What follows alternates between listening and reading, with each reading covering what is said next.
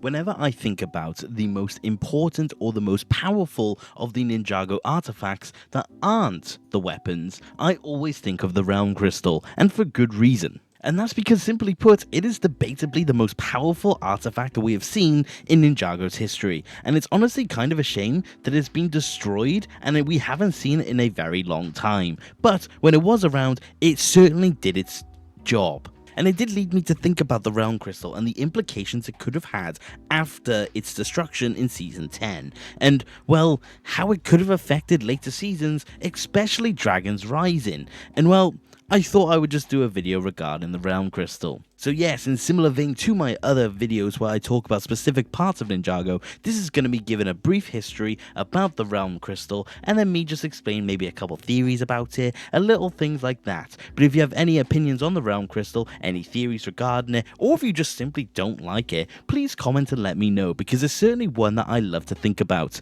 But other than that, let's actually say, what is the Realm Crystal? And, well, it's an artifact that the first Spinjitzu master used to leave the realm of the Oni and the dragon, and at some point he clearly created it, presumably, because, well, we don't actually know where it came from. All we know is that he simply used it to escape the first realm, and from there, he seemed to have it under some form of protection until he eventually passed, and it laid with him until the ninja found it in Season 5. And, well, once it was found, we do see Moro officially use it to bring all the ghosts through from the cursed realm. And we also see Moro and Lloyd have a fight between all the realms. And insert Chima reference here, the Realm Crystal was very interesting to see, but ultimately Lloyd ended up securing the Realm Crystal, or the ninja ended up securing the Realm Crystal in general, and it was clearly put under some form of protection from there. Because when the non-official acts of Season 6 happened,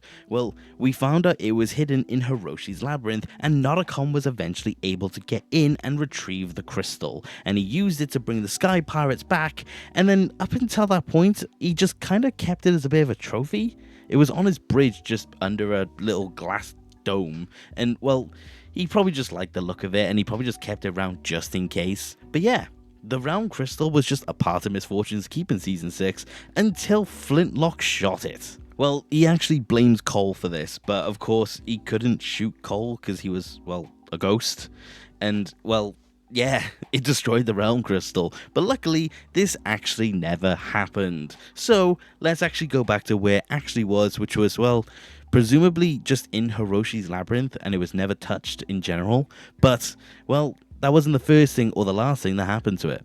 Because in the official timeline of things that happened, it was moved from Hiroshi's labyrinth into a stronghold in Borg Tower, having its own little designated area. And, well, this leads us to the event of Season 10, where we see the Realm Crystal officially get hijacked by the Oni. It turns black, emits a black cloud of destruction, and the Oni were officially able to invade the realm. And we see Garmadon and Lloyd go out to attempt to destroy it, because, well, they thought that was going to be the answer. But after, well, a fairly impressive show of skill from Lloyd, he did use the Sword of Sanctuary to destroy the crystal. And that's officially the end of the legendary Realm Crystal itself. And honestly, for such a crazy artifact, it's quite interesting because it actually doesn't do much in the grand scheme of things, because, like I said, we see it unofficially in Season 6, don't see it in 7, don't see it in 8 or 9, but we see it in 10. So it's one of those instances where you do think to yourself, it's a bit of a weird one, because such an iconic item, you just don't really get to see much. But there's a lot of other aspects to the crystal itself, but that is the brief history. And the other thing, I guess, is the fact that, well, it doesn't actually have that many abilities, but it doesn't need that many abilities at the same time. Obviously, dimensional travel, and you could use it to transport items, people, anything that you really want to, and that's about it. I don't know why I thought maybe the Realm Crystal could do more, but unfortunately, it just kind of didn't. And it's a bit of a shame, because you would hope for something like that to be able to do more, but I guess it just does what it says on the tin. But the thing I find most interesting is the fact that the Realm Crystal, for such a legendary item with such a unique ability, it's actually remarkably weak, because, well, it's very much vulnerable to that kind of physical damage. A bullet or a sword just completely shattered it to bits, but on the other hand, elemental power of fire just didn't really have an effect on it. So it's a weird one. It truly is.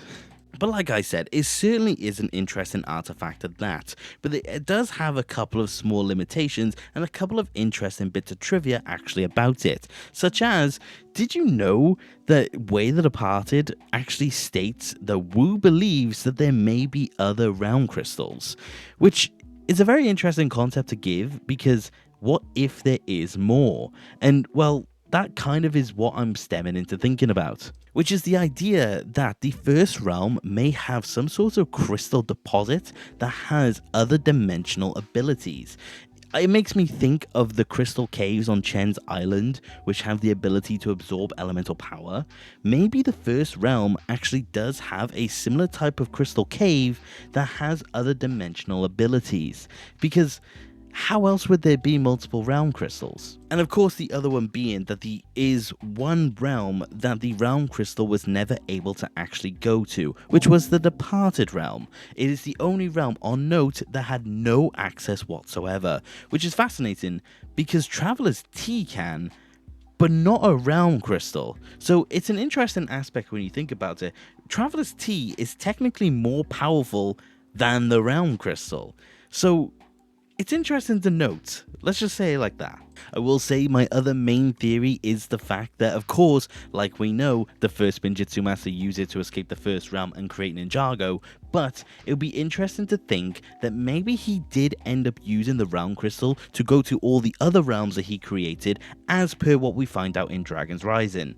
It will be interesting to think that maybe along the course of the first Spinjitzu Master's lifetime, he probably kept the realm crystal on him at all times, because we have no idea on where he kept it between him getting in the first realm and him passing with it in Ninjago. So it's one of those things where it does make you wonder where the realm crystal was for all the years that the first Spinjitzu Master was alive. And well, I really do think that potentially he just kept it on him at all time, and he did just jump from realm to realm, which actually does, again, make a lot of sense.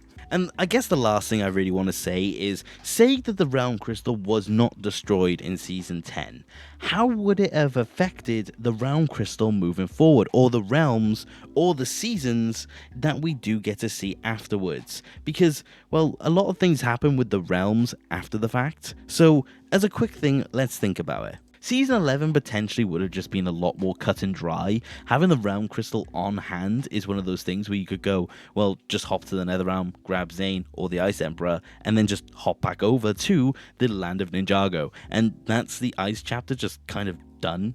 So I guess it's a good thing that they got rid of it. Season 12 would have been fine. Season 13, fine. 14, fine. 15 also would have been fine, because the realms don't really come in as a factor in any of those. I guess you could claim that Crystallize would have called upon maybe their other realm allies, but I don't think much of it apart from that. And I guess Dragon's Rising is a very interesting thing. I actually did discuss the implications of the Realm Crystal in my theories video, which if you haven't seen, definitely do.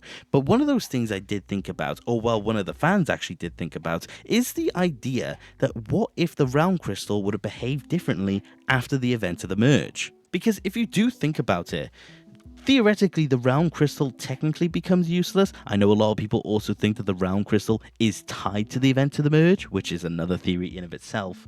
But what if the Realm Crystal just acted like a gateway almost in terms of Dragon's Rising, where you could just hop from part of parts of the land and then just go from there? Think of like a ground bridge from Transformers Prime.